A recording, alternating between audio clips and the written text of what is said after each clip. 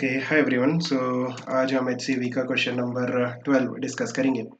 फिर से a circular loop of radius A carrying a current I is placed in a two-dimensional magnetic field. The center of the loop coincides with the center of the field. The strength of the magnetic field at the periphery of the loop is B. Find the magnetic force on the wire. तो देखो काफ़ी simple सा question है। आपके पास इस तरह से एक सर्कुलर लूप है। इस सर्कुलर लूप की जो रेडियस है दैट इज़ स्मॉल है एंड हमारे पास मैग्नेटिक फील्ड प्रेजेंट है जो कि रेडियली आउटवर्ड डायरेक्शन में है। इस तरह से रेडियली आउटवर्ड डायरेक्शन में हमारे पास मैग्नेटिक फील्ड है एंड जो मैग्नेटिक फील्ड का स्ट्रेंथ है ना इस सर्कल के पेरीमीटर पे दैट इज गिवन बी। और इस सर्कुलर लूप में हमारे पास करंट है एंटी क्लॉकवाइज डायरेक्शन में आई। देन हमें नेट मैग्नेटिक फोर्स निकालना है। सो किस तरह से कर सकते हैं? लेट्स से यहाँ पे let's say this point is point A पे अगर मुझे मैग्नेटिक फोर्स निकालना है देन कैसे निकालेंगे? आप एक डिफरेंशियल एलिमेंट ले लो, यहाँ पे छोटा सा डिफरेंशियल एलिमेंट।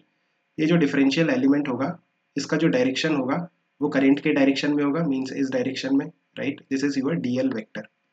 सो इस डिफरेंशियल एलिमेंट पे कितना मैग्नेटिक फोर्स लगेगा?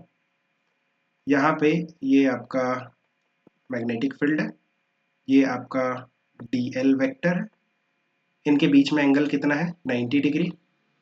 सो इस डिफरेंशियल एलिमेंट पे जो डिफरेंशियल फोर्स लगेगा DF that will be I L B sine theta, but theta तो 90 डिग्री है सो साइन थीटा 1 हो जाएगा। This is DF. डायरेक्शन कैसे निकालोगे? L cross B, right hand thumb rule का यूज करते आपको आना चाहिए। एल क्रॉस बी करो, क्रॉस डायरेक्शन में आ रहा है, मीन्स इस डायरेक्शन में आपके पास डीएफ फोर्स है, right? And this is the magnitude of the DF force. अगर मैं इस वाले पॉइंट पे जाता हूँ, लेट्स से ये पॉइंट कुछ ए डैश है, यहाँ पे अगर हम बात करते हैं डीएल वेक्टर किस तरह से होगा? करंट के डायरेक्शन में, राइट? इस डायरेक्शन में आपके पास डीएल वेक्टर होगा। तो यहाँ पे ये डीएल वेक्टर हो गया और मैग्नेटिक फील्ड वेक्टर ये हो गया। सो एल क्रॉस बी करते हैं। L cross B again cross direction में आ रहा है, क्रॉस डायरेक्शन में डीएफ फोर्स जो है वो क्रॉस डायरेक्शन में आ रहा है और डीएफ की जो वैल्यू होगी आई एल बी, राइट? यहाँ पे भी अगर आप जाओगे then this will be the direction of DL vector current के डायरेक्शन में। अगेन आप एल क्रॉस बी करोगे सो क्रॉस डायरेक्शन में डीएफ फोर्स लग रहा है, मीन्स इस सर्कुलर लूप के हर पॉइंट पे जो डीएफ फोर्स लग रहा है ना वो क्रॉस डायरेक्शन में लग रहा है। क्रॉस डायरेक्शन मीन्स इस प्लेन, सर्कुलर प्लेन के परपेंडिकुलर और इनटू द प्लेन, मीन्स इसको पीछे की तरफ ढकेलने वाला फोर्स, राइट?